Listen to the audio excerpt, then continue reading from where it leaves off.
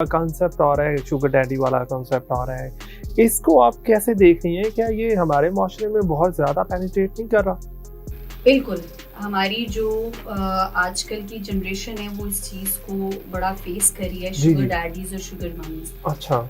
सबसे पहले इन कॉन्सेप्ट को अंडरस्टैंड करना बहुत ज़रूरी है कि शुगर डैडीज कौन से होते हैं, जी, शुगर जी। मम्मीज कौन से होती हैं। शुगर डैडीज एक बिल्कुल वेल एस्टैब्लिश, एक बड़ी उम्र का मर्द होगा जी, जी। जो शादीशुदा भी हो सकता है हुँ। और जो गैर शादीशुदा भी हो सकता है, लेकिन वो उम्र में बड़ा होगा।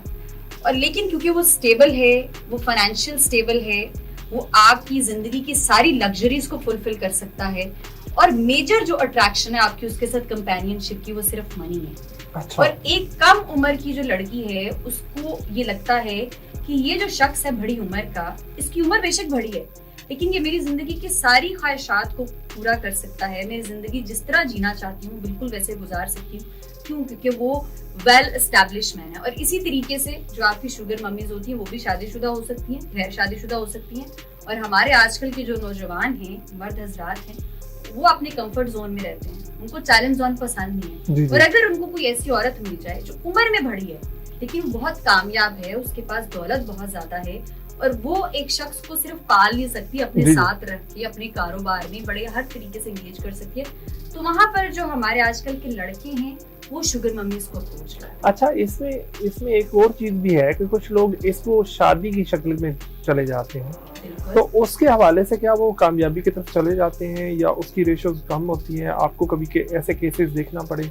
सर बिल्कुल, मैंने ऐसे केसेस देखे हैं, लेकिन मुझे ये लगता है कि ये पर्सन टू पर्सन वेरी करता है। जी, जी। अगर मेरी प्रायोरिटी सिर्फ पैसा है तो मैं ये नहीं देखूंगी कि एक बड़ी उम्र का जो मर्द है वो मेरी बाकी किन चीजों पर मुझे कॉम्प्रोमाइज करना पड़ेगा, बाकी किन चीजों में मेरी उसके साथ जो है वो कंपैटिबिलिटी मैच होगी कि नहीं होगी।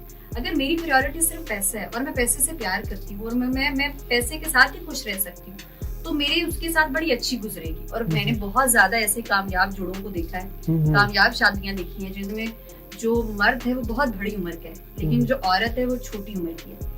लेकिन फिर उसके साथ जब आपके बच्चे हो जाते हैं, बच्चे थोड़े से बड़े हो जाते हैं, उम्र में लड़की छोटी है और मर्द जो है वो पहले ही बूढ़ा था, अब वो जाहिर उम्र के साथ साथ ज्यादा बूढ़ा हो जाता है। जी, जी। फिर उम्र के किसी हिस्से में आकर आपको ये एहसास जरूर होता है कि पैसा सब कुछ नहीं होता। इंसान की जो दूसरे के साथ कंपैटिबिलिटी है, जो कंपेनियनशिप है, जो माइंडसेट का मैच होना है, उसमें जो जनरेशनल गैप है, जी, उसकी वजह से आप जितने मेंटली आपको इश्यूज आते हैं, जितना साइकोलॉजिकली आप खुद को अनफिट फील करते हैं, जी। आपके अंदर बहुत ऐसी ख्वाहिशात होती है जो आप पूरी करना चाहते हैं लेकिन आप पूरी नहीं कर पाते क्योंकि आप एक ऐसे शख्स के साथ हैं और उसकी एक कंडीशन थी कि आपको पैसा सब कुछ मिल गया लेकिन वो आपकी सारी चीजें पूरी नहीं हुई जो एक नौजवान लड़की की ख्वाहिश होती है या नौजवान भी। अच्छा, इसी पर मुझे एक शेर याद आ रहा है कि वो बात बात पर उलझा कर झूठ बोलता है, वो बात बात पर उलझा कर झूठ बोलता है, बड़ा ज़हीन है समझा कर झूठ बोलता है। क्या बात है।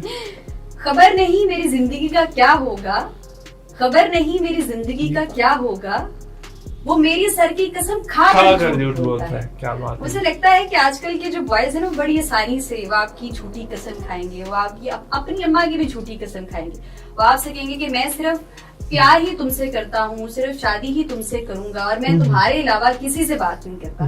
मुझे तो लगता है कि सबसे बड़ा जो रेड फ्लैग है ना हमारे मर्दों में ये होता है कि वो जो कहता है कि मैं तुम्हारे अलावा किसी और से बात नहीं करता।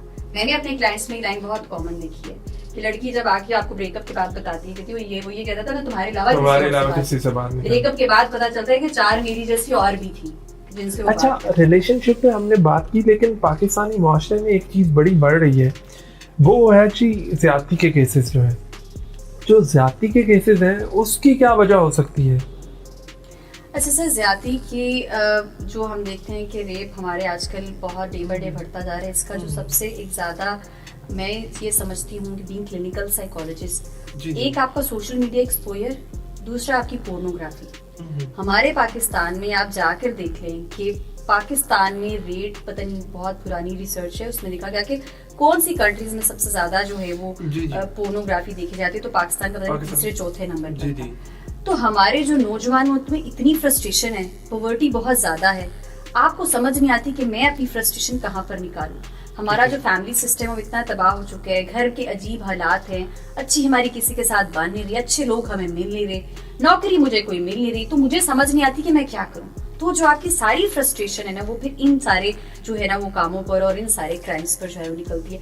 इसके साथ साथ हमारे यहाँ ना सेक्स एजुकेशन नहीं है, हमारे यहाँ जो है वो बिल्कुल इस बात की अवेयरनेस नहीं है, जो विक्टिम है उसके पास भी इस बात की अवेयरनेस। ऐसी बातों को टैबू समझा जाता है, इवन डिस्कस करना। बिल्कुल बिल्कुल, हमारे यहाँ सर सेक्स एजुकेशन की बात करने को एक टैबू वाकई में कंसीडर किया जाता है कि हम पढ़े लिखे जो लोग हैं वो भी इस पर बात नहीं कर सकते। लेकिन मुझे लगता है कि आजकल के जो हालात चल रहे हैं, जैसे आजकल के जो हमारे रिलेशनशिप ऐसे बन चुके हैं और जो रेप केसेस इतने ज्यादा बढ़े हैं, स्पेशली बच्चों में भी आप देखिए लोग बच्चों तक को नहीं छोड़ते, तो इसमें बहुत जरूरी है कि हमारे यहाँ मुझे लगता है कोर्स की किताब होनी चाहिए कि आप अपने बच्चों को सेक्स एजुकेशन दें, उनमें ये अवेयरनेस डालें, उनको इस बात की तालीम दें ताकि आपके अंदर वो जो फ्रस्ट्रेशन है, वो जो चीजें हैं, आप उसको चैनलाइज कर सकें, आप अपनी फ्रस्ट्रेशन किसी और काम पर निकाल सकें। बिल्कुल।